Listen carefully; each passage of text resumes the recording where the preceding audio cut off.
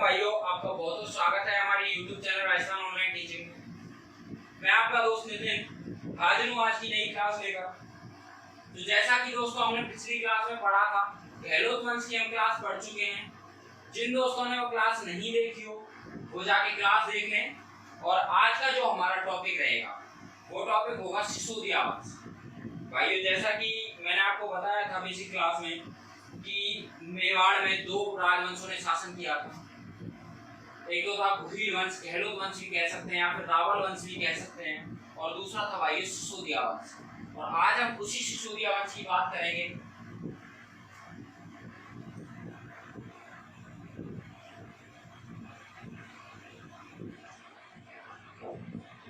तो भाई सिसोदिया वंश की आज हम बात करेंगे। तो जैसा कि दोस्तों हम जानते हैं कि कोई ना कोई जो वंश होता है उसकी कोई नींव रखता है या फिर कोई स्थापित करता है। तो सबसे पहले हम वही जानेंगे कि सिसोदिया वंश का मूल पुरुष कौन था, संस्थापक कौन था, किसने नींव रखी थी मेवाड़ में सिसोदिया वंश की। तो भाइयों, बात थी 1326 की, और 1326 में एक शासक आए थे। एक व्यक्ति था, शासक तो नहीं कह सकते, शासक वो बाद में बने थे। तो वो थे भाइयों राणा हम्मीर।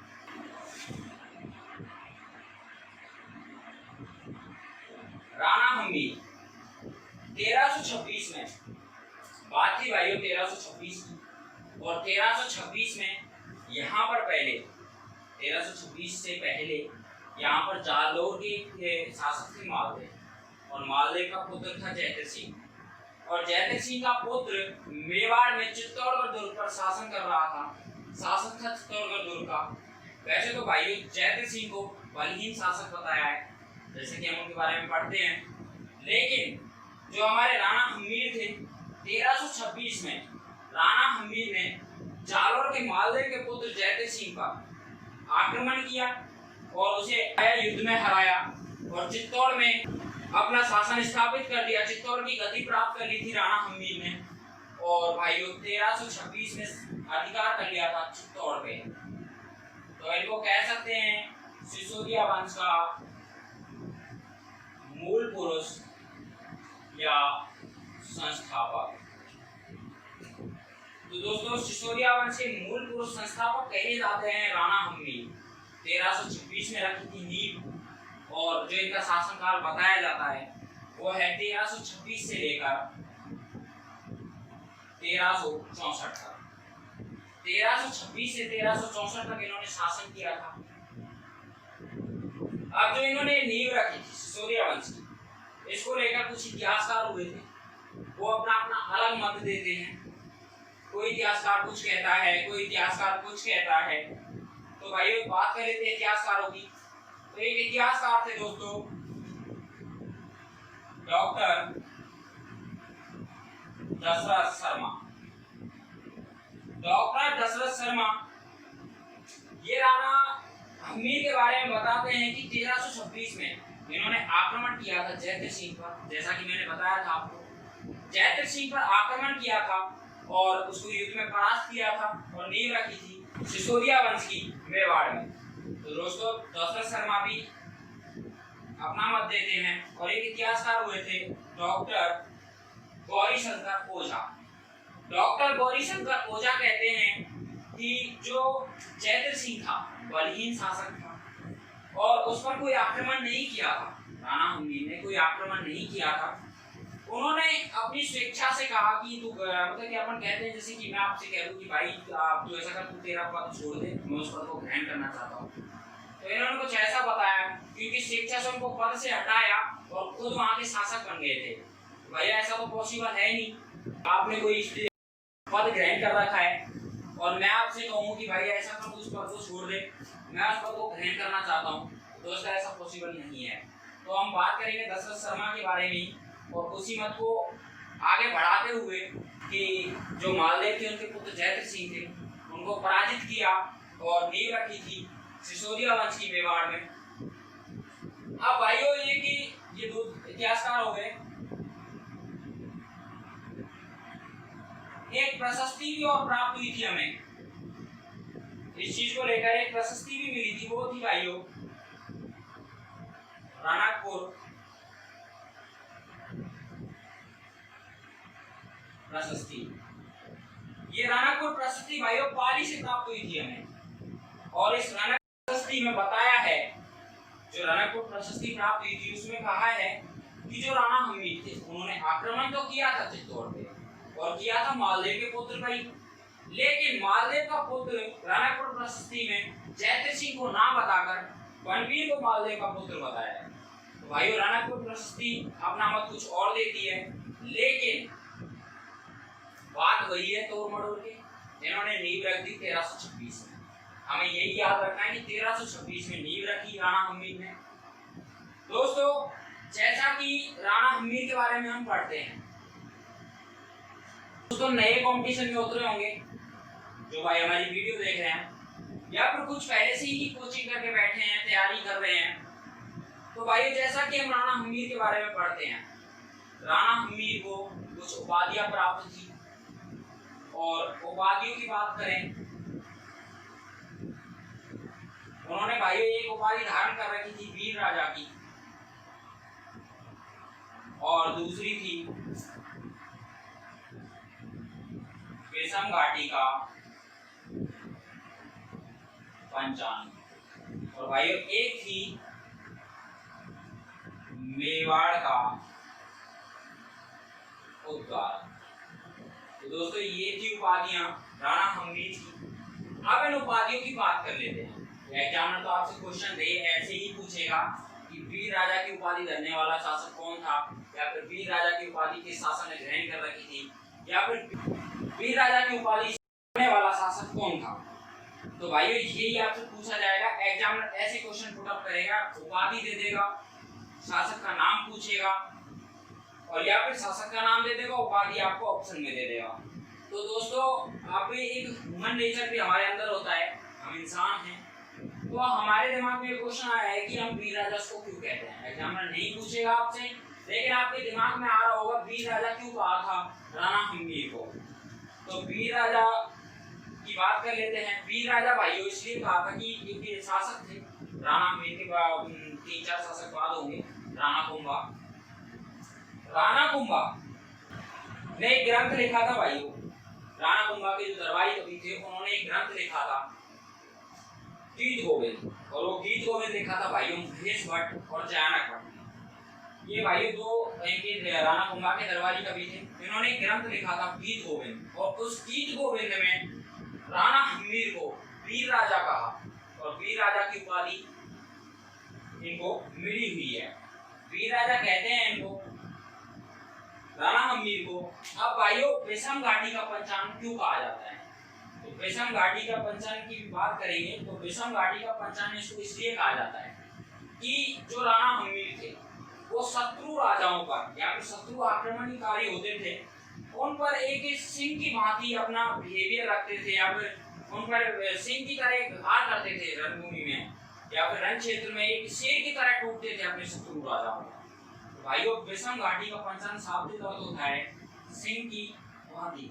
तो सिंह की भांति अपना व्यवहार रखते थे शत्रु के प्रति, तो इनको विषम घाटी का पंचांग कह दिया। बात कर लेते हैं मेवाड़ के उद्धारक। मेवाड़ का उद्धारक, जैसा कि भाइयों हमने बताया था कि जयद्रथ सिंह के बलहीन शासक था, और बलहीन शासक होने के कारण जयद्रथ सिंह का जो शासन काल था उस टाइम पे जो मेवाड़ की जनता थी, जो चित्तौड़गढ़ की जो प्रजा थी, वो आपातकालीन परिस्थितियों से जूझ रही थी।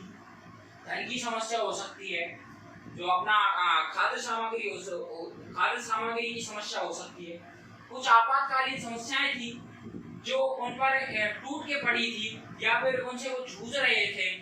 उसी टाइम पे राणा हमीर ने वहां पर जयद्रथ सिंह को हराया और 1326 में सिसोदिया वंश स्थापित किया, और भाइयों उनके उद्धारक के रूप में एक नए शासक बने थे भाइयों। उनकी जो आपातकालीन परिस्थितियां थी, उनको जो उनकी विपत्तियां थी, उनका समाधान किया था। तो भाइयों इनको मेवाड़ का उद्धारक इसलिए कहा जाता है। अब जो राणा हमीर है, इनके शासन काल में इन्होंने 2 मंदिरों का निर्माण करवाया। तो भाइयों मंदिरों की बात कर लेते हैं। एक तो मंदिर था अन्नपूर्णा माता का, और एक था स्वर्ण कलश मंदिर। तो दोस्तों इन दो मंदिरों का निर्माण करवाया था राणा हम्मीर ने। तो ये एग्जाम में आपसे पूछे जाते हैं, एग्जाम की दृष्टि से महत्वपूर्ण है, पूछ सकता है एग्जाम में इनके बारे में। वैसे तो उपाधि से ही क्वेश्चन उठाता है एग्जाम में।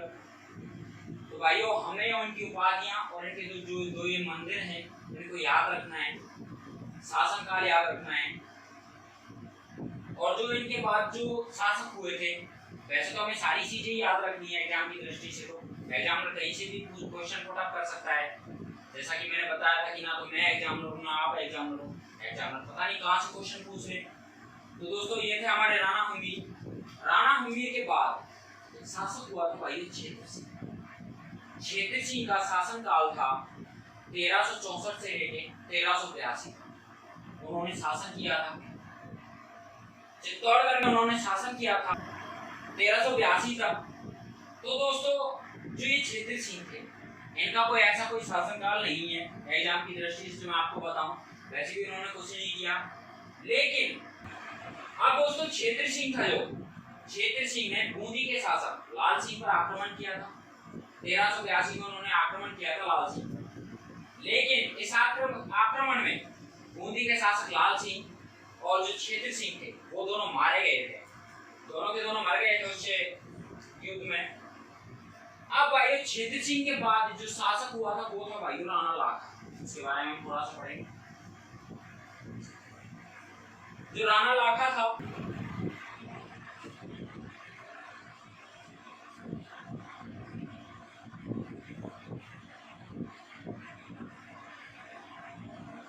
राणा लाखा के बारे में बात करेंगे भाइयों।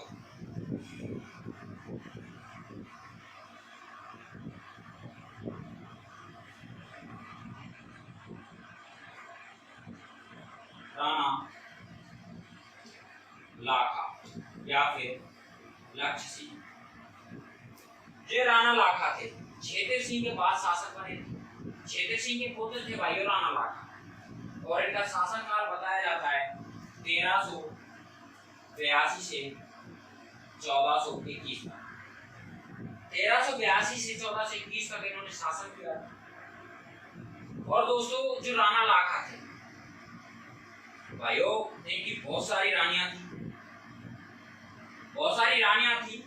शादी करने का बड़ा शौक था भाई राणा लाखा को। और इनका एक पुत्र था भाइयों कुंवर चूड़ा या फिर राणा चूड़ा का पुत्र था भाइयों कुंवर चूड़ा। इनकी बात करेंगे थोड़ी सी। जैसा कि मैं भाई आपको बता रहा था कि जो राणा लाखा थे उनको भाइयों बहुत शौक था शादी करने का। बहुत सारी शादियां करते थे, उन्होंने कुछ नहीं किया, बस शादी ही की। तो भाइयों एक बार की बात थी, एक शासक थे मारवाड़ के, यहाँ लिख लेते हैं, मारवाड़ के शासक थे राव चूड़ा।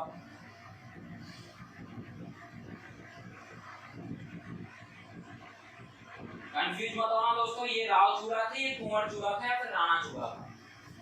ये मारवाड़ का शासक था राव चूड़ा, और इसकी पुत्री थी भाई, पुत्री थी हंसाबाई।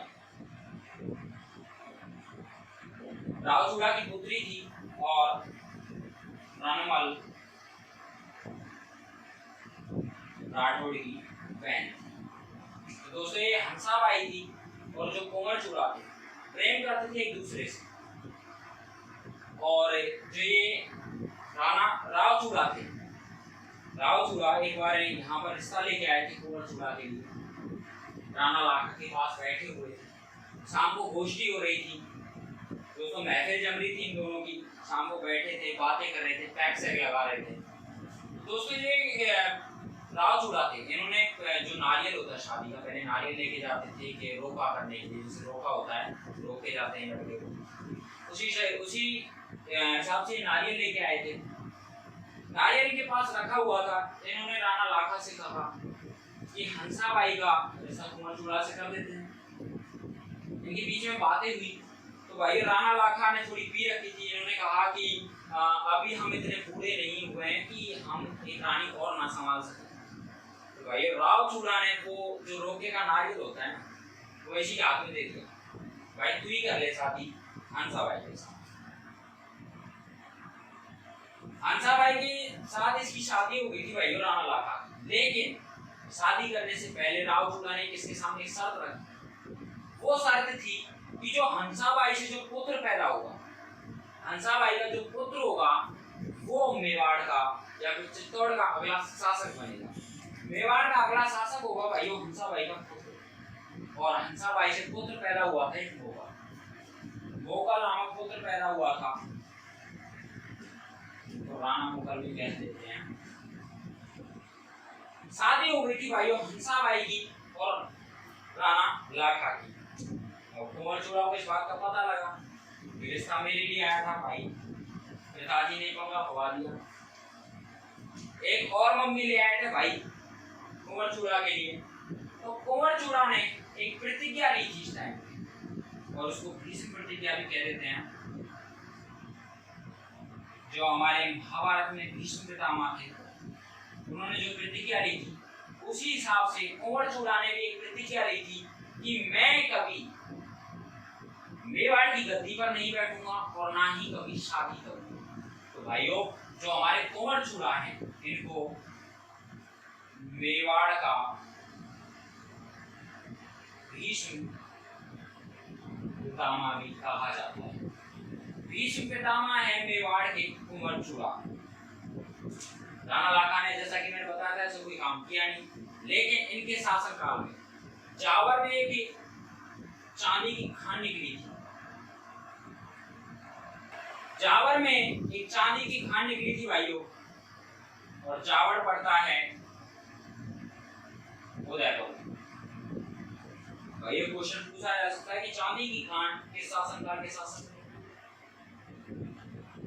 जावर की चांदी की खान है भाइयों, जावर में निकली थी राणा लाखा के शासनकाल में। और भाइयों एक झील का निर्माण भी करवाया गया था, पिछोला झील का निर्माण 1387 में निर्माण हुआ था, राणा लाखा के शासनकाल में हुआ था।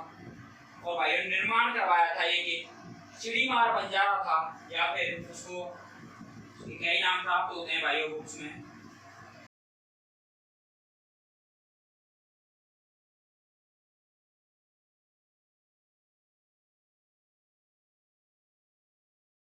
चिड़ीमार बंजारा भी कह सकते हैं, और भाइयों लाखा बंजारे के नाम से भी उस बंजारे को जाना जाता है। और 1387 में इस चिड़ीमार बंजारे में पिछोला झील का निर्माण करवाया।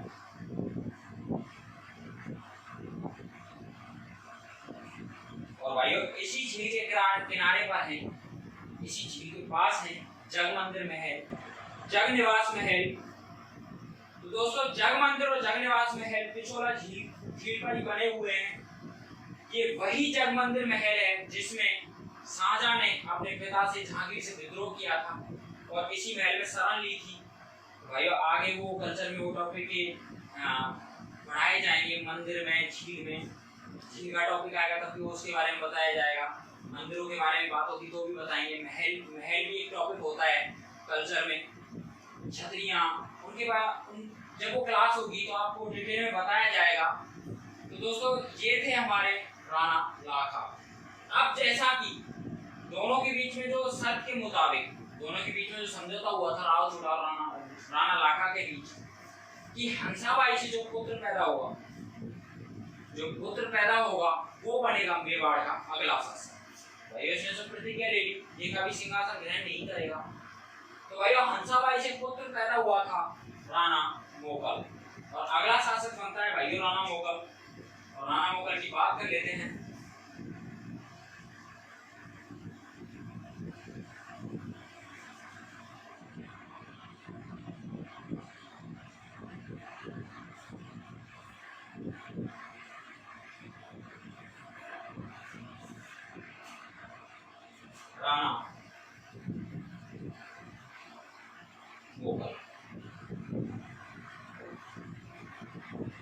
राणा मोगल भाई हंसाबाई और लाखा का पुत्र था, और इसका जो शासनकाल बताया जाता है वो है 1421 से 1433 तक। 1421 से 1433 तक शासन किया था राणा मोगल ने। अब भाइयों राणा मोगल की बात कर लेते हैं। राणा मोगल बड़ा छोटा था। जो राणा लाखा थे उनकी मृत्यु हो गई थी 1421 में। शासक बन गए थे, बड़े छोटे थे, बहुत ज्यादा छोटे थे, शासन व्यवस्था नहीं संभाल सकते थे। जैसा कि मैंने बताया था, हंसाबाई का एक भाई था, माँ हो गई हंसाबाई। इनका एक भाई था, वो था भाइयों रणमल राठौर।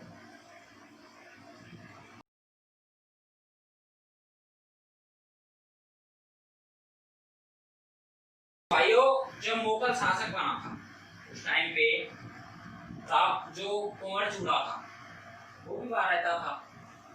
तो जो इनकी माँ थी हंसाबाई, उनको लगने लगा कि जो शासन है उसको ना हड़प ले, लेकिन जो कुंवर चूड़ा थे उन्होंने प्रतिज्ञा ले रखी। लेकिन हंसाबाई को लगता था, सौतेली माँ थी भाइयों कुंवर चूड़ा की, हंसाबाई को लगता था कि ये कहीं मुगल को गद्दी से हटाकर खुद गद्दी पर ना बैठ जाए। इसी बात को लेकर हंसाबाई ने अपने भाई रणमल राठौर को याद किया, रणमल राठौर को बुला लिया। भाइयों कहानी शुरू होती है यहाँ से रणमल राठौर। तो भाइयों राणा मोगल का जो संरक्षक था वो था रणमल राठौर। संरक्षक था भाइयों राणा मोगल का। अब रणमल राठौर जब यहाँ आया था मेरा, उस टाइम पे जो ये अपने कुंवर चूड़ा थे इन पर शक करती थी हंसाबाई, तो ये यहाँ से मालवा चले गए। कुंवर चूड़ा के चले जाने पर रणमल राठौर यहाँ पे कुछ पदों के जो फैसले थे वो लेने लगा। अब रणमल राठौर जब ये शासक बने थे भाइयों मुगल, ये महज 12 साल के थे। रणमल राठौर के भी मन में शासन को लेकर लालच आने लगा और इन्होंने भाइयों राणा मोगल के लिए मौत की व्यवस्था कर दी। इनको मारने की साजिश करने लगा। रणमल राठौर हथियाना चाहता था मेवाड़ के जो राज्य था उसको। तो इसने मेरा चाचा महबा पवार, मेरा चाचा महबा पवार इन व्यक्तियों के साथ साजिश रच दी राणा मोगल के मौत की और राणा मोगल को मरवा दिया भाइयों मेरा चाचा महबा पवार के हाथों। राणा मोगल का भाइयों चैप्टर खत्म कर दिया रणमल राठौर ने। अब ये जो रणमल राठौर है ये एक ऐसा व्यक्ति था जिसने मेवाड़ और मारवाड़ पर एक छत्र शासन किया था। भाइयों ये जो मौत की साजिश थी या फिर जिनको मरवाया गया था ये काफी टाइम बाद हुआ था। तब तक इनकी शादी हो चुकी थी, इनका एक पुत्र भी पैदा हो गया था। पुत्र था भाइयों इनका राणा कुंभा। तो राणा कुंभा था, उसके बारे में राणा कुंभा के बारे में हम नेक्स्ट क्लास में पढ़ेंगे। लेकिन इन्होंने एक महत्वपूर्ण काम किया था जो एग्जाम की दृष्टि से काफी इम्पोर्टेंट है। ये काम था भाइयों कि मैंने आपको शासक पढ़ाया था सनित कुमार के शासन काल में राजा भोज जो परमार शासक थे, उन्होंने चित्तौड़ में एक मंदिर बनवाया था, त्रिभुवन नारायण मंदिर। उस त्रिभुवन नारायण मंदिर का इन्होंने नाम बदल दिया था और उसका नाम बदल कर रख दिया था भाइयों शमीदेश्वर मंदिर, या फिर उसको मोगल मंदिर भी कह सकते हैं। इन्होंने इस मंदिर का जीर्णोद्धार बनवाया था भाइयों और इसका नाम बदल के रख दिया था शमीदेश्वर मंदिर या फिर मोगल मंदिर। तो भाइयों ये थे हमारे राणा मोगल। राणा कुंभा के बारे में हम अगली क्लास में बात करेंगे। तो भाइयों इसी के साथ हमारी क्लास आज यही समाप्त होती है। जय हिंद दोस्तों।